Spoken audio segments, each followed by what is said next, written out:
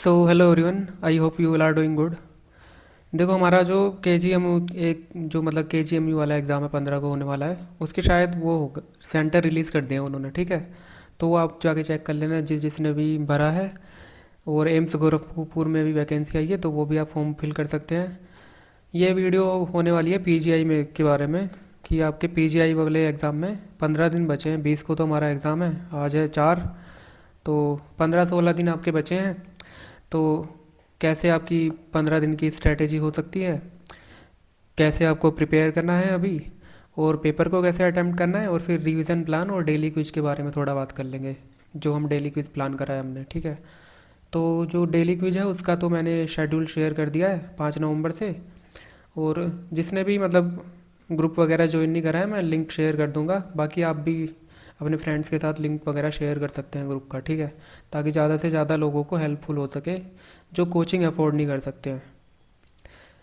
दूसरी चीज़ ये है कि अगर आपने मैंने अक्टूबर में बताया था कि भाई 10-10 दिन डिवाइड कर लीजिए, आपके मेन सब्जेक्ट कंप्लीट हो जाने चाहिए। तो अगर आपने वो चीज़ जिसने करा होगा है ना, तो उसके लिए मतलब अभी लग रहा होगा कि उसने बहुत सारा सिलेबस अपना कवर कर लिया है, और अभी वो फ्री माइंड से तैयारी कर रहा होगा या रिवाइज कर रहा होगा।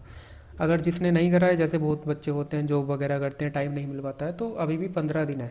आपके लास्ट के जो 15 दिन होते हैं वही मैटर करते हैं कि आपका सिलेक्शन होगा या नहीं होगा। तो ये जो लास्ट के 15 दिन है, इनको अच्छे से प्लान करना ज़रूरी है। ठीक है, तो थोड़ा बहुत इसी के बारे में बात कर लेते हैं।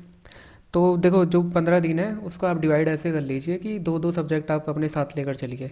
एक सब्जेक्ट तो आप वो लेकर चल सकते हैं जो डेली क्विज होगा। ठीक है, या डेली आपके टॉपिक्स मिलेंगे, उस हिसाब से आप रिवाइज कर सकते हैं। दूसरा सब्जेक्ट आप कोई भी उठा सकते हैं, फॉर एग्जांपल माइक्रो के साथ बायोकेमिस्ट्री आपने उठा लिया है ना। और उसमें सिलेबस उठाइए। मैंने सिलेबस जो बताया था, जो अलाइड हेल्थ केयर वालों ने जो शेयर किया था, वो बहुत ही अच्छा सिलेबस है। उसमें प्रैक्टिकल्स भी दे रखे हैं, है ना। तो उस सिलेबस को उठाइए। यूनिट वाइज तो आप कवर नहीं कर सकते हैं अभी डेप्थ में।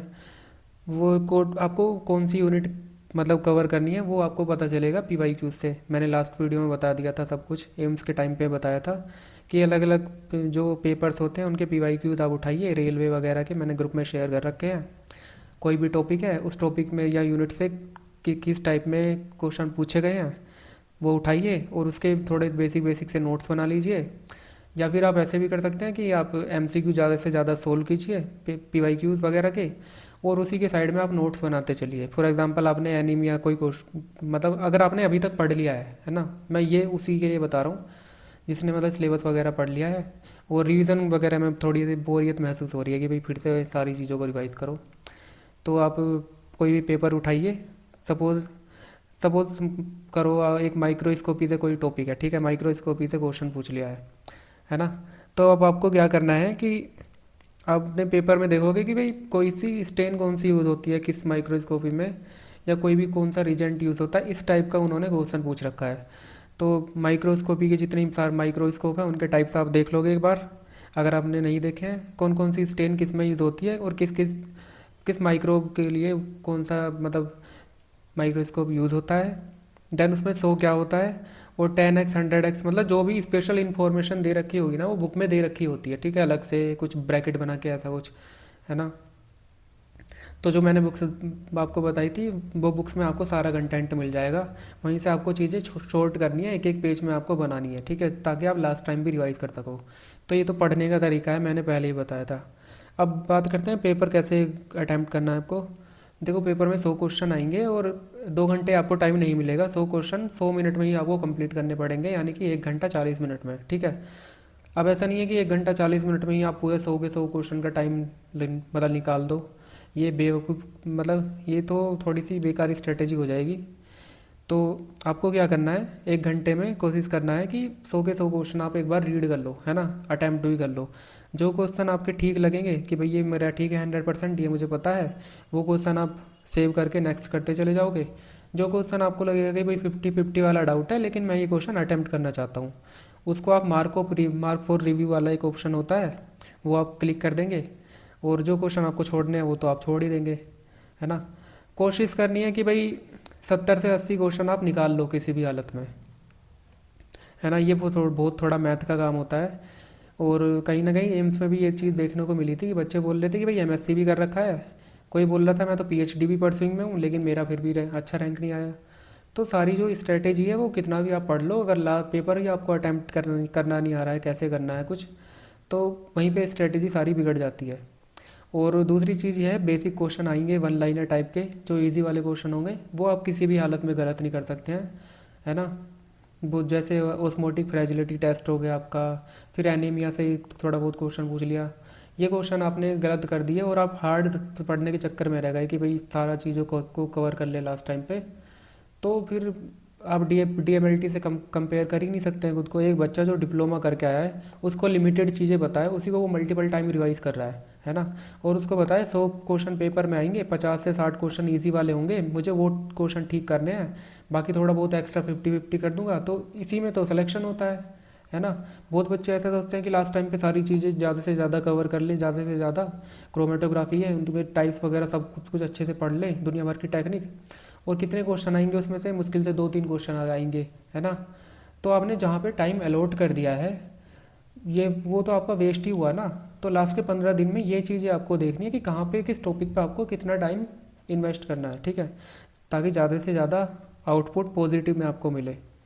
तो सपोज करो आपने 90 क्वेश्चन अटैम्प्ट करे हैं, 65 क्वेश्चन आपके एक्यूरेसी के बेसिस पे हो गए कि भाई 100 क्वेश्चन मतलब 100% आपके ये क्वेश्चन ठीक है।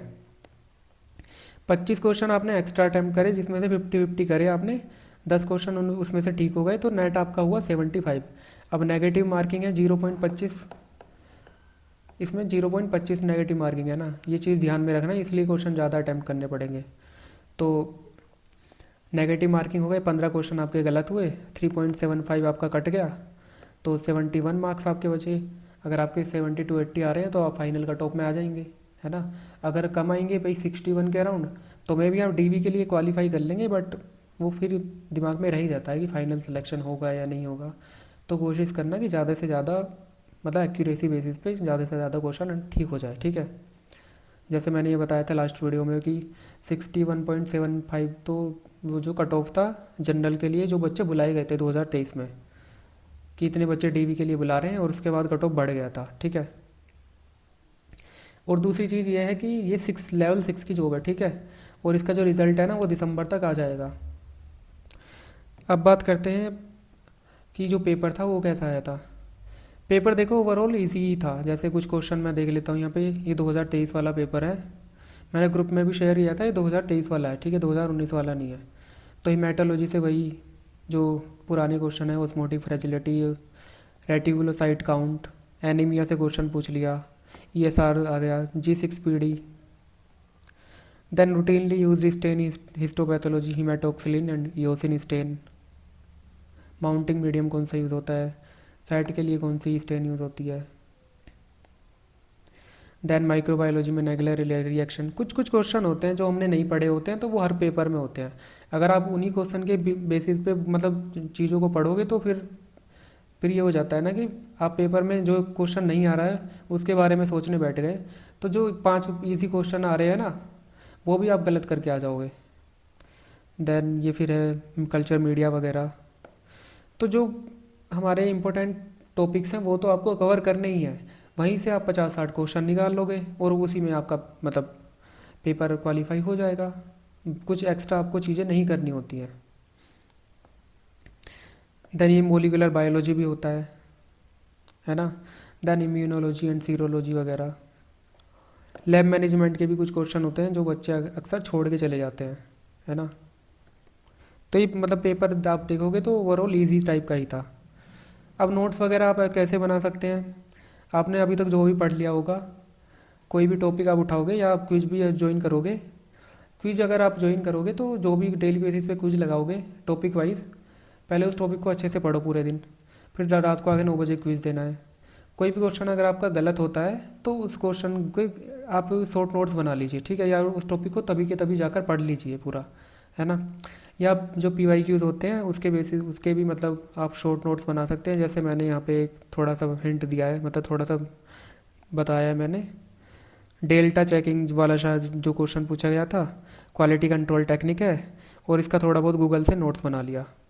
ऐसे ही करके आप हर क्वेश्चन के तो आप नोट्स नहीं बनाते हैं, जो आपको लगेगा कि भाई ये कुछ अलग है, ठीक है, ये मैंने पहले नहीं पढ़ा है, फॉर एग्जांपल हॉस्पिटल कोड कुछ पूछा था, आई थिंक डीएसएसबी में पूछा था हॉस्पिटल कोड का, कि हॉस्पिटल्स में कोड होते हैं यानी या कलरिंग कोड, है ना। फॉर एग्जांपल हेल्थ इमरजेंसी के लिए शायद ब्लू होता है, रेड भी होता है। तो वो हमने एमएलटी में नहीं पढ़ा है वो जनरली। तो उसके आप शॉर्ट नोट्स बना लो अलग से कि भाई अगर यहाँ से क्वेश्चन आ गया, ये चीज़ मैंने पहले नहीं पढ़ी है, तो इसके नोट्स बना लिए। प्लस शॉर्ट नोट्स आपके 1 पेज वाले नोट्स आपके पास होने चाहिए। एनीमिया जैसे टॉपिक हो गया, विटामिन्स हो गए, इम्यूनोग्लोबुलिन हो गए। मैंने पहले भी कई बार बता रखा है, वो तो आपके लास्ट टाइम के रिवीजन के लिए वो तो 1 पेज के नोट्स होने ही चाहिए। ऐसा तो नहीं है कि पेपर का 1 हफ्ता बचा है और 1 हफ्ते पहले आप सारी किताबों को लेकर बैठ गए हैं, तो उसमें आप कंफ्यूज ही होने वाले हो। उसमें आपको पता ही नहीं चलेगा कि क्या पढ़ना है क्या नहीं पढ़ना है। ये वाला जो था ये है क्विज वाला, जो मैंने ये मतलब ऐसे सिलेबस रेंडमली मैंने उठा के नहीं बनाया है। आप देखोगे जो सिलेबस दे रखा है, जो मैंने शेयर किया था, जो मिनिस्ट्री ने शेयर किया था कि भाई ये एमएलटी में अब ये वाला सिलेबस लागू होगा, चलेगा, उसी सिलेबस से मैंने मतलब टॉपिक्स उठाए हैं और पीवाईक्यूज़ के बेसिस पे मैंने उठाए हैं, ठीक है। फॉर एग्जांपल डे 1 में हम इससे वाले टॉपिक से क्विज करेंगे।